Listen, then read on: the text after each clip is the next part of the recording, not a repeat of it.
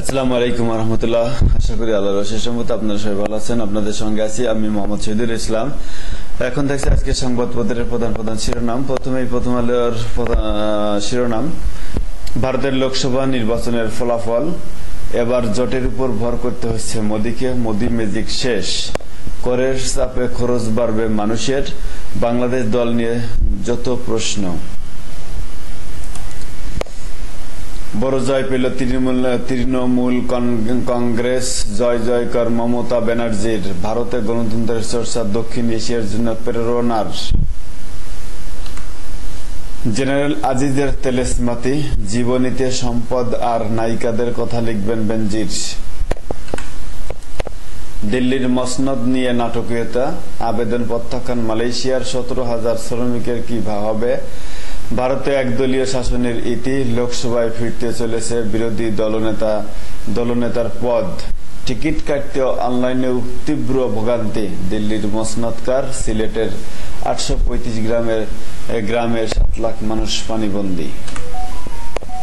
ইনকিলাবের সংবাদ শিরোনাম, হিন্দুত্ববাদী বিজেপির কর্তৃত্ববাদী শাসনের চরম পরিণতি, সংখ্যাগরিষ্ঠতা হারালেন মোদির কপালে ভাঁজ, বিজেপির ভাগ্য এবার নাইডু নিশীথের হাতে, পশ্চিমবঙ্গে মমতা ঝড়ে ধরাশয়ী, বেনজির আজিজ আওয়ামী লীগের কেউ না, জনাব ওবায়দুল কাদেরের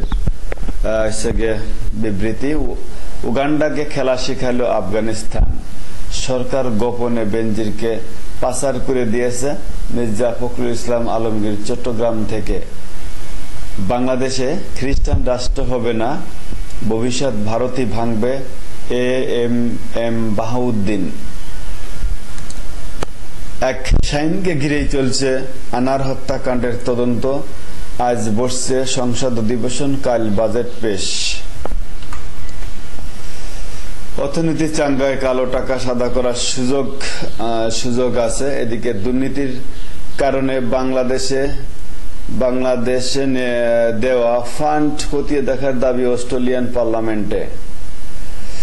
24 ঘন্টায় ইউক্রেনের 1530 সেনা নিহত, 118 এলাকায় হামলা রাশিয়ার।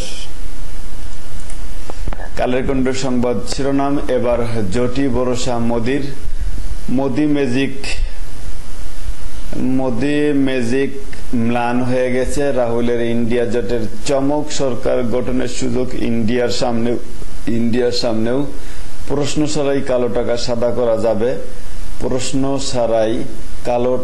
সাদা করা যাবে। অল্প আয়ের মানুষকে স্বস্তি দিতে বড় ব্যয় বাড়বে সরকার, মমতাই আস্থা পশ্চিমবঙ্গবাসীর, ইন্ডিয়ার চমকের নৈপথ্যে কংগ্রেস। দুর্নীতি বিরোধী কর্মসূচিতে যাচ্ছে বিএনপি, মন্ত্রিসভায় ঢুকতে আওয়ামী লীগকে শরিকদের চাপ। বেনজির আজিজ আওয়ামী লীগের কেউ নন, জনাব ওবায়দুল কাদের, চাইলে বেনজিরকে 15 দিন সময় দেবে দুদক। দরপত্রের বাদ দেয়া কোম্পানির সঙ্গে বিশেষ আলোচনা। ভয় ধরিয়ে দিয়েছিল স্কটল্যান্ড। সমকালের সংবাদ শিরোনাম, এদিকে কংগ্রেসের পুনর্জীবন লাভ, পশ্চিমবঙ্গে মমতার জয়কর, মোদি ম্যাজিকের ধস, চমক কংগ্রেসের। বাজেট ঘাটতি কমানো হচ্ছে, 11.5 লাখ গাছ হত্যা সরকারি সংস্থার কফে। বেনজির দম্পতির 2 বাড়ি জব্দে দুদকের অনীহা। যুগান্তরের সংবাদ শিরোনাম, চূড়ান্ত 7,97,000 কোটি টাকা 2024-25 অর্থ বছরের বাজেট।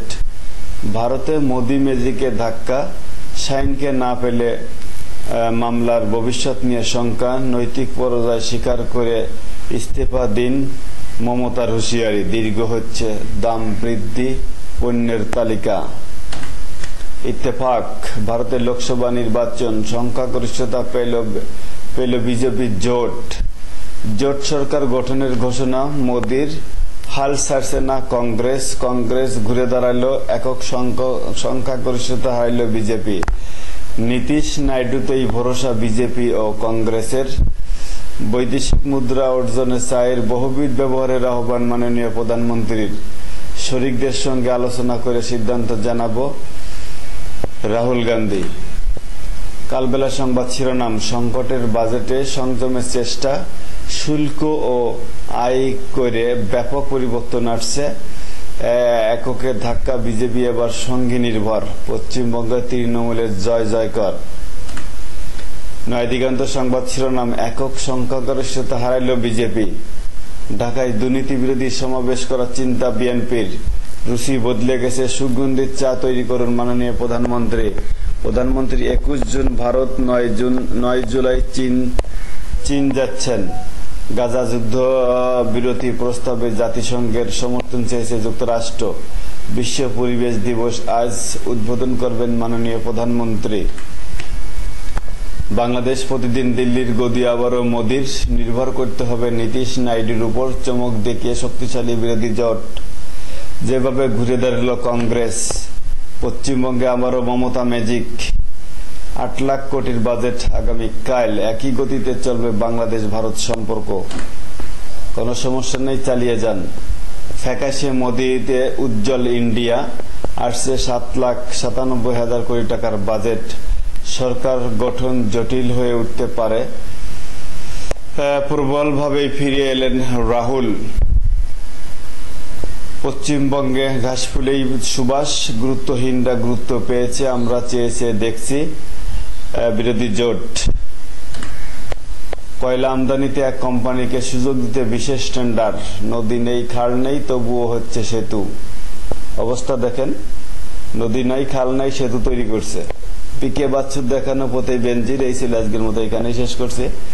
সবাই ভালো থাকবেন, সুস্থ থাকবেন, আর দয়া করে আমার চ্যানেলটি সাবস্ক্রাইব করবেন। যারা অলরেডি সাবস্ক্রাইব করেছেন তাদেরকে অসংখ্য অসংখ্য ধন্যবাদ। আবারও সবাইকে সুস্বাস্থ্য কামনা করে এখানেই শেষ করছি।